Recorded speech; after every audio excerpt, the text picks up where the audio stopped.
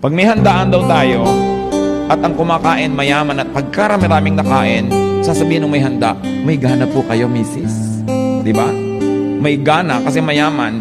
Ngayon, pag mahirap yung kumakain at maraming kinakain, sabi patay gutom. Pareho lang na may kinakain yon, pero yung iba yung paningin mo sa mayaman at saka sa mahirap. That is oppressive. Di ba yung mga mayaman, pag may mga sakit sa balat, allergy, pag mahirap, galis, buning baligtad, buni, iba-ibang pangalan. It's the same thing. But then we oppress people who are weak or weaker than we are. And that's what the Lord hates. The Bible hates oppression. So mas mahirap ang tao, mas mukhang walang ranggo, mas mukhang walang sinasabi sa buhay, mas irerespeto mo. Kasi mas manipis yun. Mas maramdamin.